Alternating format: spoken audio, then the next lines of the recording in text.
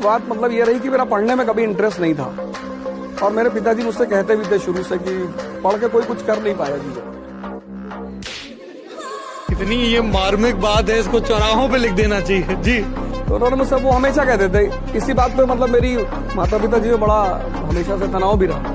एक बार तो डाइवोर्स की भी नौबत आ गई कि हम नहीं रहेंगे अपने लड़के को लेकर। इस देश के लोग परेशान हैं, नौकरी दिला दो भैया, नौकरी दिला दो, नौकरी दो, नौकरी नहीं मिल रही है भैया।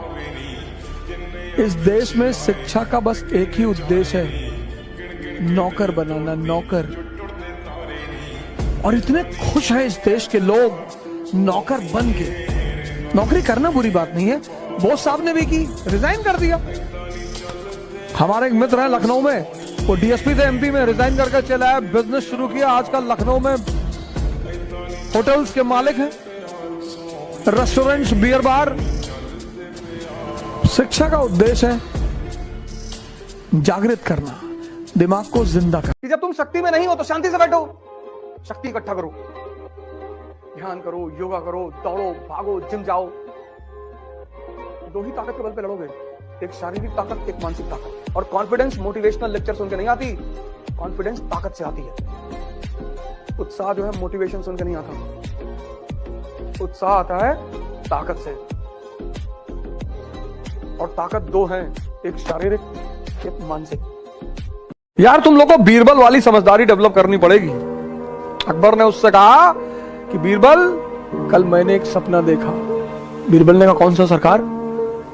बोले मैंने देखा कि मैं एक शहद की बाल्टी में गिर गया और तुम एक गंदे नाले में। बीरबल ने कहा बहुत अच्छा सरकार, आप राजा हैं, कुछ भी देख सकते हैं। सरकार हमने भी एक सपना देखा कल। अकबर ने कहा तुमने कौन सा देखा? उसने कहा सरकार मैंने देखा आप मुझे चाट रहे थे और मैं आपको चाट रहा था। हमरा में पैदाइशी एगो खराबी, ऊंचे आवाज में हम बस राष्ट्रगान सुन सकते हैं और किसी आवाज नहीं सुन सकते। अब तुम ससुरे 107 करोड़ दो, चाहे चांद सूरज उठा के पृथ्वी पर रखो, ऊंचे आवाज हम किसी का नहीं बर्दाश्त कर सकते। वैसे भी इस दुनिया में हराम का कुछ भी नहीं होता ही नहीं, पर जिनके दिमाग मरे हुए हैं उनको दिखाई नहीं पड़ता। तुमसे किसी दोस्त ने कहा चलो गोवा घूम के आते हैं, तुमने कहा यार पैसा नहीं है। अरे उसने भाई talking about money, we are friends, दोस्ती में तुम पैसे की बात कर रहे हो, मैं दूंगा। तुमको लगा यार बड़ा अच्छा मुर्गा मिल रहा है यार, पैसा इसका और गोवा में मस्ती करूंगा, ले गया तुमको। तुम्हारे ऊपर 20,000 रुपया खर्चा किया 4 दिन में, पर वो 4 दिन 24 घंटे गए, उसकी कीमत कौन देगा? तुम कभी समझ ही नहीं पाते कि लॉस क्या हो रहा है। जितनी छोटी निगाह उतना छोटा लॉस को पकड़ता है, पैसे को लॉस मानता है, टाइम को मानता ही नहीं। जब भी कोई तुम्हें लगातार खिलाए उससे बच कर रहना, किसी दिन किडनी ले जाएगा तुम्हारी। वो आपको डिसाइड करना है सर, रोगे तो हर दिन तुम्हें एक बहाना मिलेगा रोने का, हर दिन। बस आदत डालनी है, चाहे रोने की डाल लो चाहे हंसने की डाल। लेकिन जहां बल बढ़ेगा शरीर का और मन का, गोल अपने आप सुनिश्चित होगा, उसकी टेंशन ही मत लो। शक्ति से कॉन्फिडेंस पैदा होती है। जंगल में देखो गैंडा टहल रहा, हाथी टहल रहा, शेर टहल रहा, कोई डर नहीं, शक्ति है। कॉन्फिडेंस मोटिवेशन से नहीं पैदा होता बाबूजी, कॉन्फिडेंस पैदा होता है शक्ति से। तो कॉन्फिडेंस पैदा होता है शक्ति से, शक्ति पैदा होती है ध्यान और योग से, और शक्ति से सुनिश्चित होता है गोल। तो लक्ष्य को अगर पाना है तो शक्ति पैदा करनी पड़ेगी।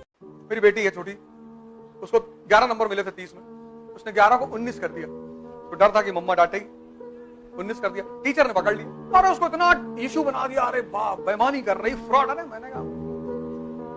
मैंने कहा इसकी बस एक गलती, सॉरी पापा, मैंने कहा तुम्हारी एक गलती, तुम इसको 29 करना चाहिए।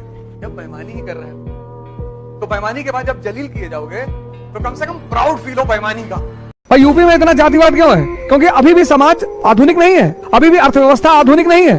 तो जब अर्थव्यवस्था आधुनिक नहीं है तो समाज कैसे आधुनिक हो जाएगा? इसलिए गांव में जब लड़की जीन्स टी शर्ट पहन के जाती है तो सब उसको देखते हैं, लेकिन मुंबई में कोई नहीं देखेगा, क्योंकि अर्थव्यवस्था आधुनिक है। तो जहां अर्थव्यवस्था आधुनिक है वहां समाज आधुनिक तुरंत एक्सेप्ट कर लिया जाएगा। अब अफगानिस्तान की औरत के लिए संभव है मिनी स्कर्ट पहन के टहले? संभव नहीं है, लेकिन जर्मनी में संभव है। युद्ध की सबसे बड़ी बात यह है कि तुम डिस्क्लोज मत करो कि तुम क्या कर रहे हो, तभी जीतोगे। अगर युद्ध में तुम नजर में रहोगे सबकी तो मार दिए जाओगे। हिंदुस्तान के राजा क्यों मारे जाते? ये हाथी बैठ के लड़ते थे। पहला बैटल ऑफ पानीपत क्या है? इब्राहिम लोधी हाथी बैठा हुआ है। जब सब बजाज सुपर पे बैठे हैं, स्प्लेंडर पे बैठे, तू भी बैठ। अब जो आदमी बैटल फील्ड में हाथी पे बैठा, उस पर निशाना लगाना कितना आसान है। 1556 second battle of Panipat, Hemu हाथी बैठा हुआ है। इन विदेशियों को भारतीयों को हराने में टाइम नहीं लगा। राजतंत्र में और चेस के गेम में अगर राजा गया तो खेल खत्म। ये हिंदुस्तानियों की सबसे बड़ी कमजोरी थी। इस दुनिया में ज्यादातर लोग अपने चेहरे पे ध्यान देते हैं। सुबह शाम धुल कर रहे हैं, क्रीम लगा रहे हैं बढ़िया वाली, एक्स का डीओ लगा के बाहर निकल रहे हैं, इससे करते कोई फर्क नहीं पड़ता। इस दुनिया में ताकत की पूजा होती है।